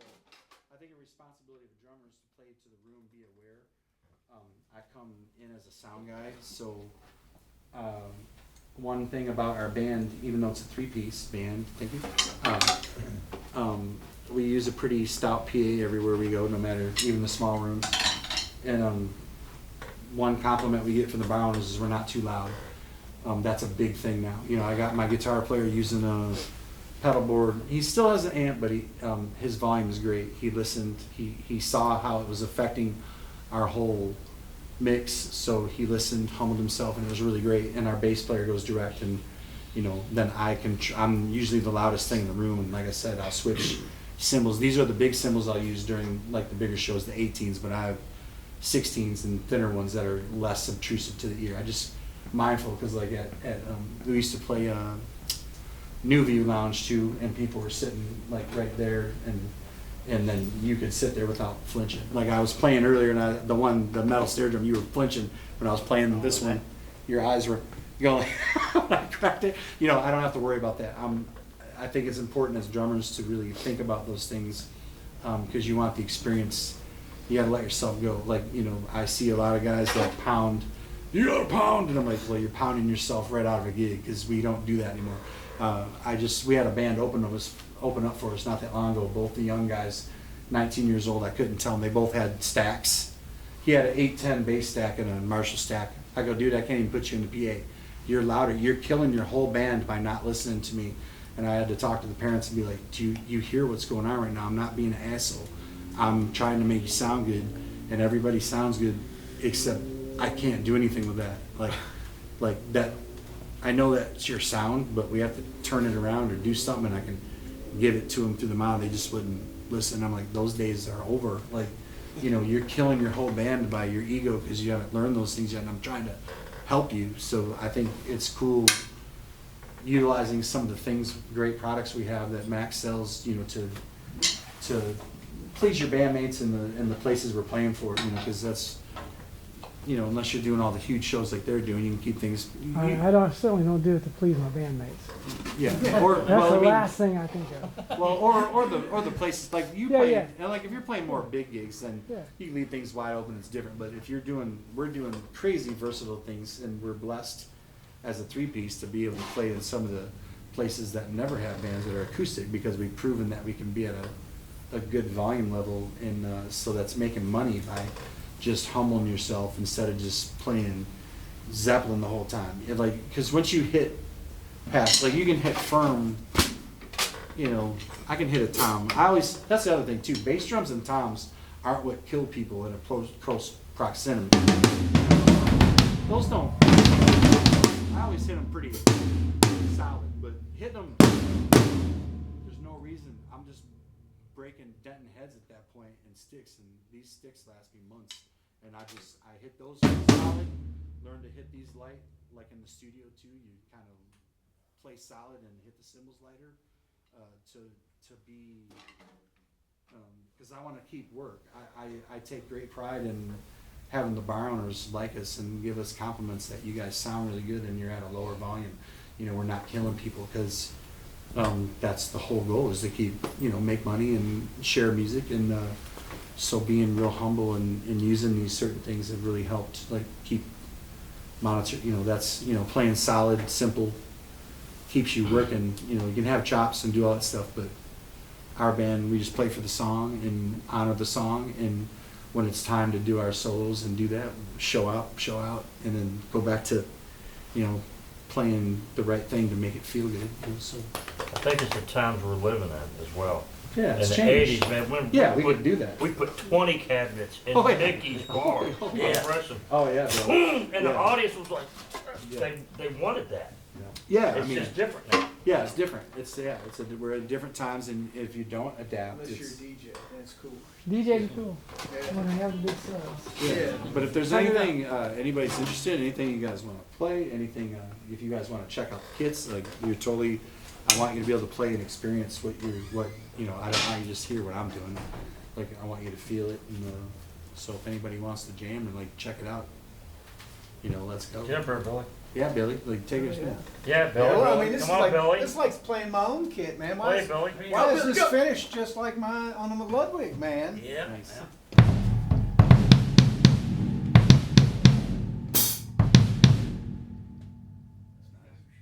Rock it out, buddy. Yeah, don't be afraid, man. I want you guys to experience the things. There's one. Other sticks over there. Never mind. I'd like to try your beaters out. You don't take much to work. You don't have to hit those hard because they're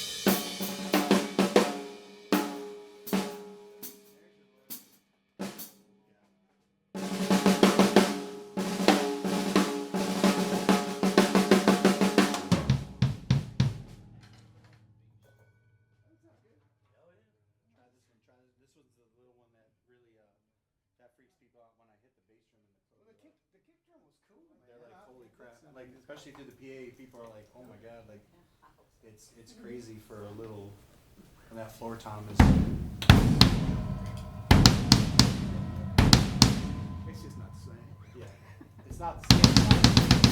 But I will say that one. I can see where it'd be super helpful for In the PA, it's, Yeah, that's creative because I mic the kick in every gig, no matter what. yeah. Yeah, we.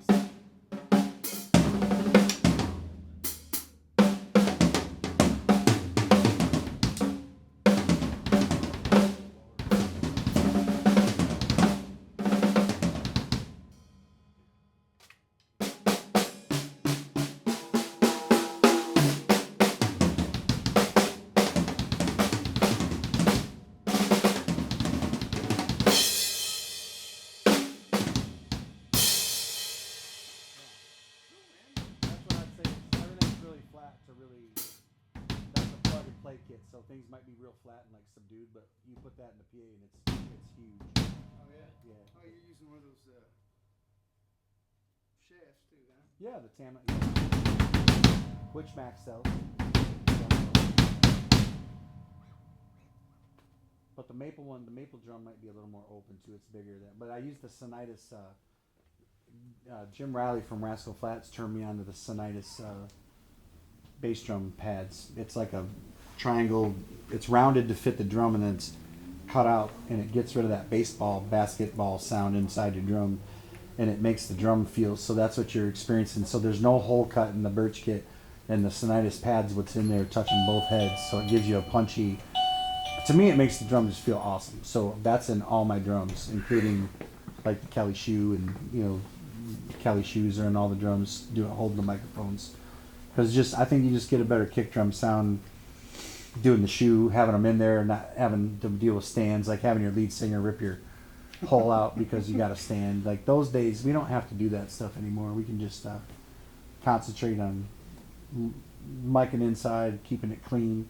I could roll these bass drums down a hill and nothing in that inside is gonna move. It's gonna stay consistent and it's gonna stay in place, and it gives you a good sound instantly without, no matter what head you use. I could swap out heads and they'll still sound really good. But yeah, if there's anything you guys want to try, anything anybody else you want to try out the pedal, you're welcome to, man. Like I want you guys to experience the greatness of the drums, man. Greatness. They've inspired me, and they've led a lot. Always sit real low. Sorry.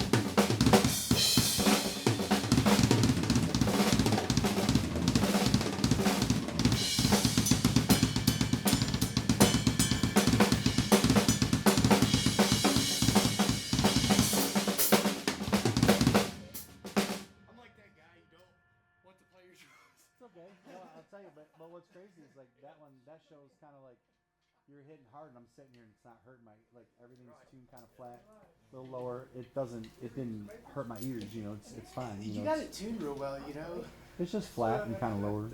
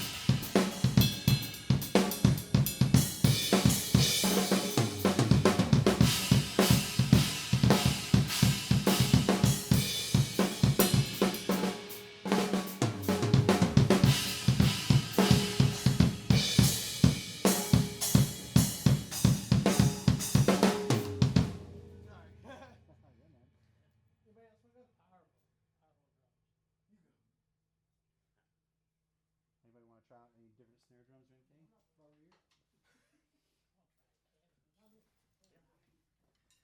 You're my favorite. I'm not gonna play, but I'll sit here. Anybody want to try on any of the snare drums or anything? I didn't even get to the vintage ones. The vintage ones are really cool too. What's the vintage one? Sticks.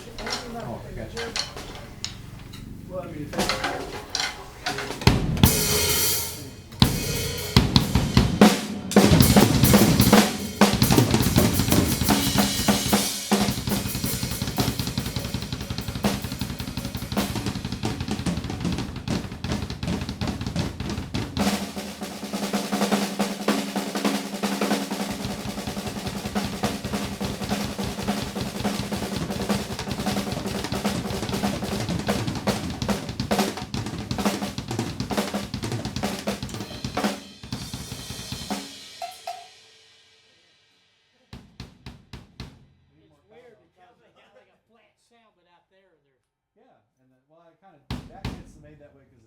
like I said, I just coined the term like PA friendly. I plug it in, run the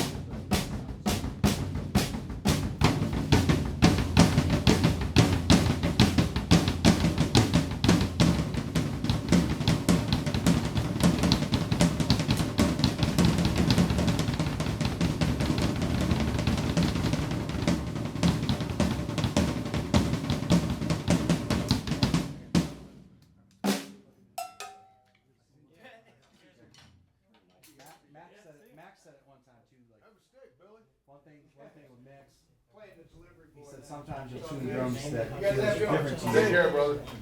that sound out front. Like I'm a guy that tunes Yeah. for out front. Like I listen They out don't front. sound the same. Yeah, so I might compromise the way they feel. Like this kid's tuned up a little bit and bigger. I may have to tame that down when I put it through the system because we're dealing with lots of watts. This one, I already know Oh, yeah. it's flat and it's gonna be fine because I tuned it that way. Yeah. But How much are those white beauties out there? yeah, I will get to it. Yeah, there's a smaller. So MAP is the manufacturing, average size price. So we go by MAP. He's got room to move, but the List is probably like, what, 9 something? MAP is actually $9.99, so it's $1,000. So that's street price. Street price is about like that kit for the 4-piece kit. That's 36. To do the custom sizes I did for the Ash is 31. So they're up there. They're like in Sonar, slash DW prices. Well, I think Ludwig Black Beauty's over $1,000 now. Yeah, so they've all gone. So we're right there. We're right in those. But like this one's six. Our maple snare, if you want a really good maple snare, it's $5.50. Really?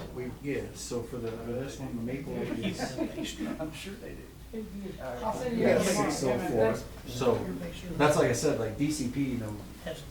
When people come in, he sells more of those than any. But there was one thing I wanted to show you guys that's really cool. Yeah. I forgot. So these are amazing. So our whole kit's like, I wish I could have brought everything, but these kits,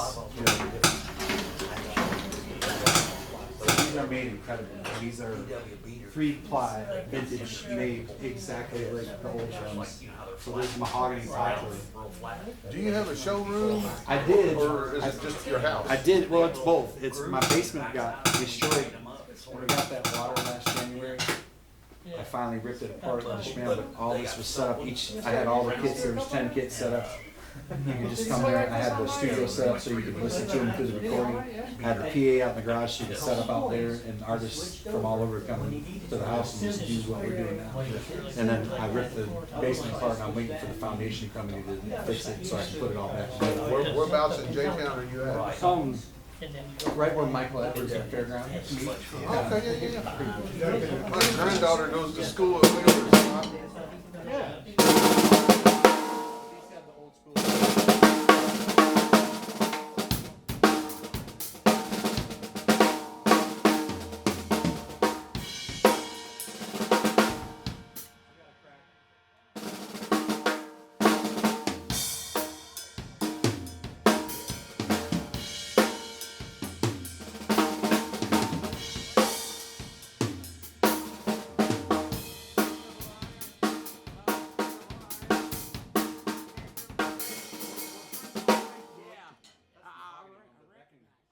I know the Pottinger. I know the church was there.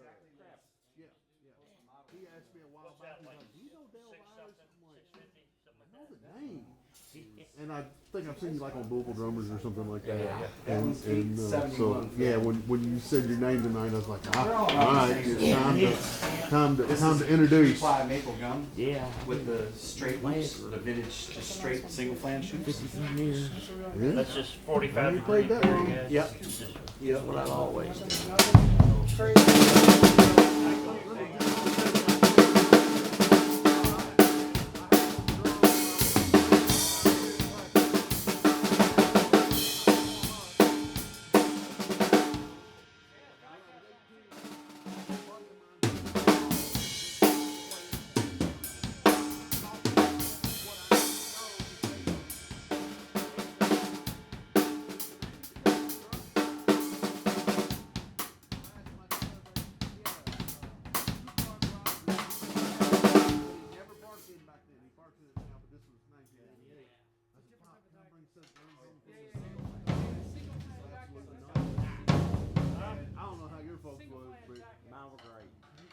great. No, that was great.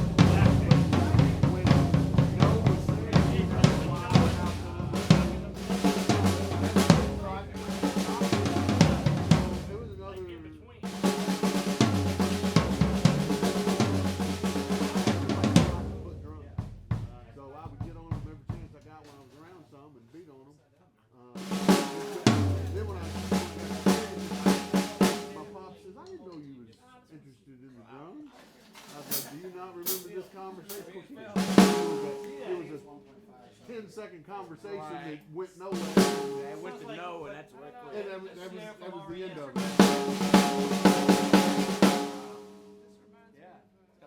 No, I got my first drum set when I was 3. At the Pharaoh. If they'd have let Color reminds me of, got me some Charlie lessons Phonic when I was drum set 9 or in that 10, gray I think color. I might have- Yeah, I'm I not love sure. that kid. Oh, Like that. that's so I love playing them, but I didn't know how. I could keep a boom, boom, but I didn't know what else to do with my hands. So I would have a nice rhythm, and then I'd go crazy, and it wouldn't make no sense. And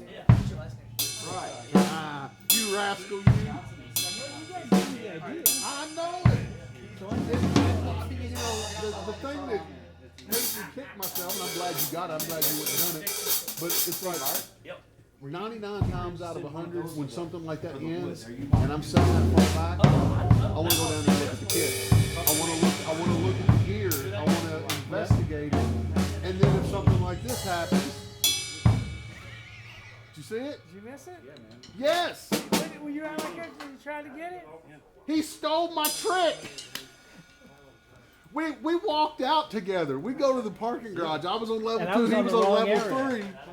And so we walked out together, and I just never, it didn't enter my mind for some reason. That's what I was telling him. I always go look at gear.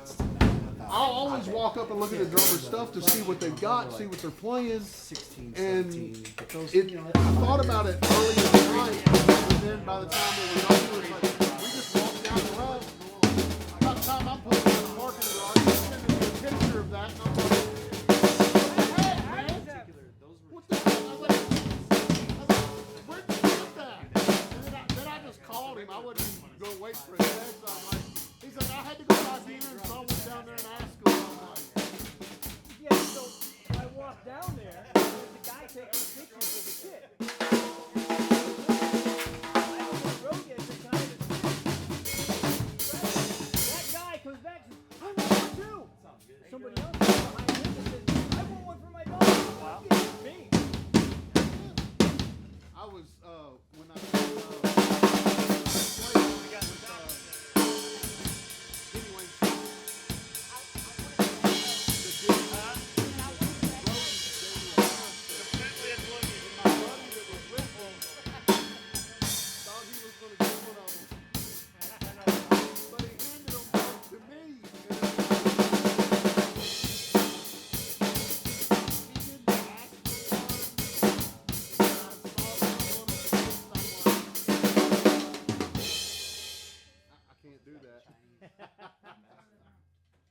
Did the other people get sticks? Yeah. Mark was interested in one of the blue ones or that one, so I told him chat with you. Gary, how much is the black snare with the cool lugs? I will tell you. I This think one? it's around 7. On the it left. is, yeah. In the 7, the flat black one? Yeah. 7 in the 7s. I just remind people, you know, we're a super. It's going to be up there, but give me another option besides all the other.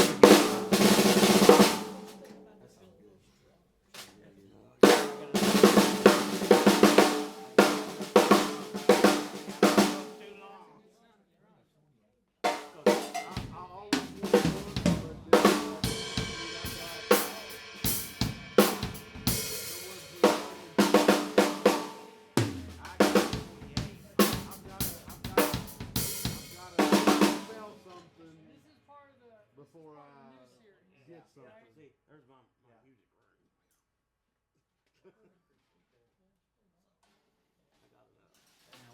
I wanted to get a picture of you. Well, you know, every time Leon I get, Russell, that's, Oh, I got a I lot, got that alien freak snare. I got a lot of the pearl. The weight of the other one. Yeah, I'm Yeah. a pearl guy. It's like a third of the weight. I passed up the. Yeah, I got that one. I got the You know, when those came out, I thought this is stupid looking. There's no way I'd want one. But by the time he died, I was like, hey, I want one of those snares. By that time, they were $800. That's a good one.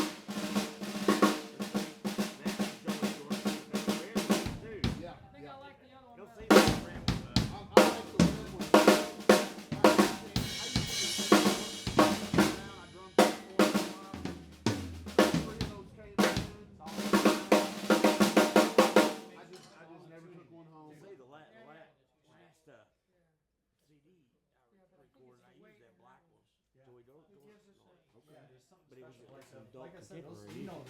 Then I played that on. But it sounded great. Super popular, so I'm when like, we came I out like with the way that it one, sounds. Dude, I played a gig one time. These have these. But I'm a they hard have rock. these in the. Hard rock guy. Well, I play in a Southern gospel band. That's a good one. So, I mean, but I like music. And then you So, Hey, Gerald, yeah.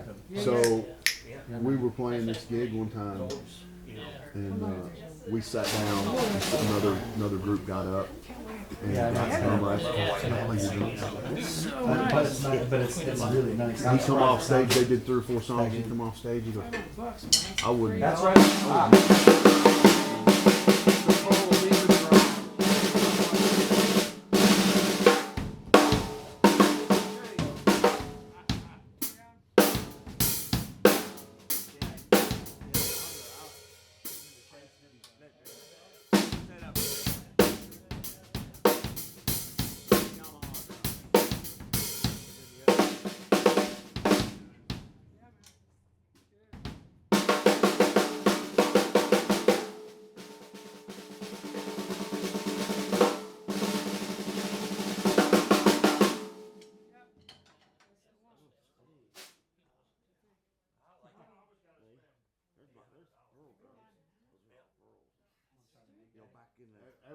That was the 80s, wasn't it?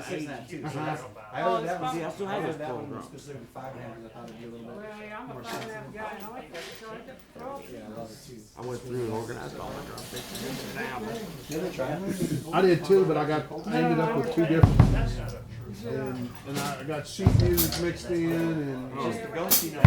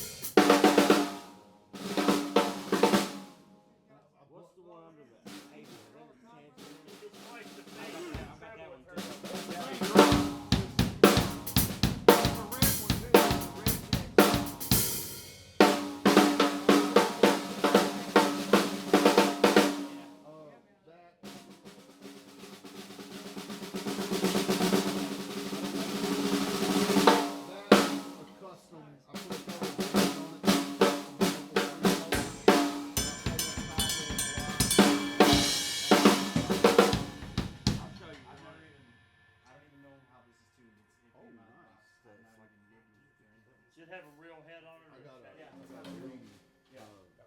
Those come 40 leading they group. come with the real. This one? Got the stick saver. Got it quiet right. Sorry. The drummer plays it now. That's Miss Parker.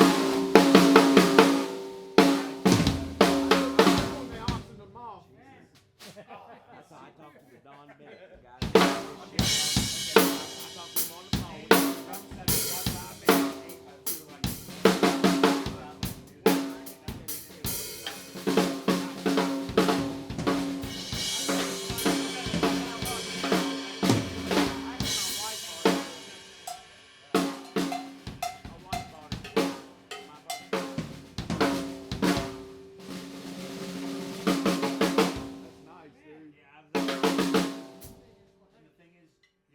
Well, that's, I like that. Yeah, it just keeps going. It's hard to see. Yeah, my Evan was like that. It keeps going.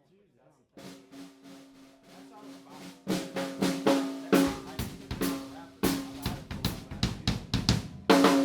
Currently on my flagship.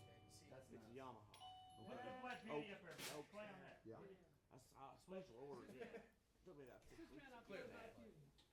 The sneakers are. The other one I'm playing on is the little blue. That was a Blue. real ambassadors top and bottom. It's I think a, it's slam. Yeah, it's It's better. It's 13, better. but it's a. Because some of those are the real ones, and some of those Black are the Panther. Chinese. Why did they do that? Save money. Save money. Chris They Adler, figure if you're Landon serious, Dodd, you'll these put their signatures heads there, Yeah, though. a lot of drugs. Like Warhawk or something like that.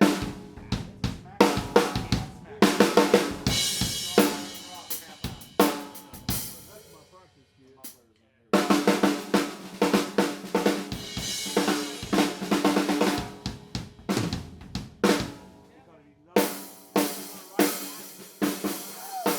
Yeah, it sounds just like it. Sounds just like it.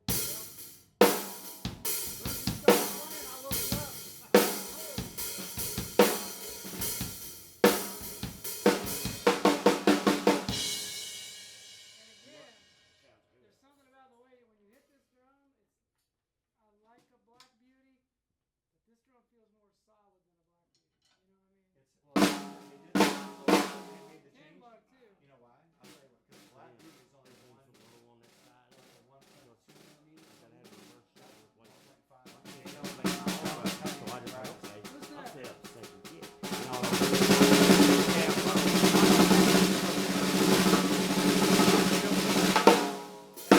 Can I play it? Yeah. Okay. It's like hell no. Does that have a Black Beauty just like that? How much is that one, Gary? But I want you to do some too. For this one. This one always freaks people out because it's you think thin, right? And it's bronze. But wait till you feel how fat and how big that sounds for a skinny drum. That's one of our ones that freaks That's my people out. favorite That's one. probably one of our most sold. It sounds like 8-inch drum, but it's, and I don't know how it's tuned, but like it's a shocker. Because that's why what got me into the piccolos, because they sound so fat and What's full. this? You bring your own sticks? I gotta have the. Yeah. What's going on here? I gotta have the. It's Dave Williams, man. Let him be Dave Williams. I haven't played it as much. I just want to hear I'm this. gonna stand over.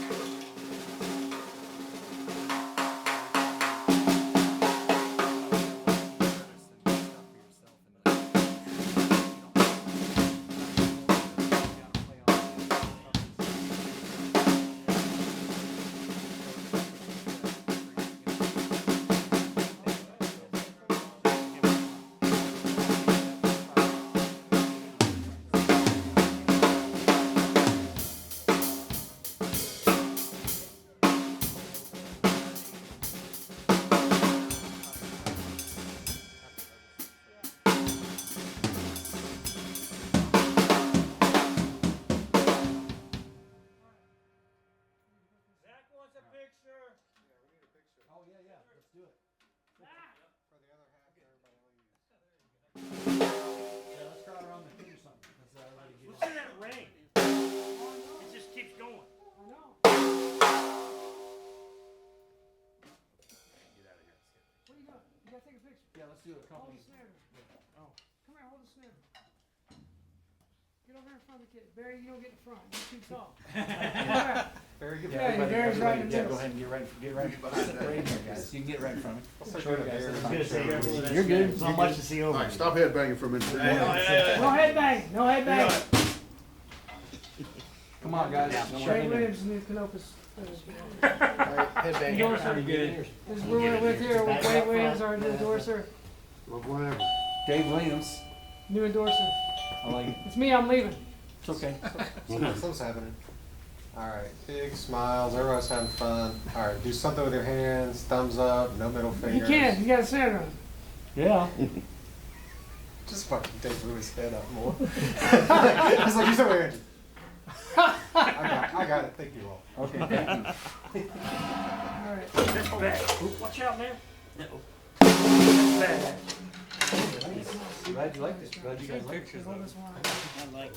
That's a nice one.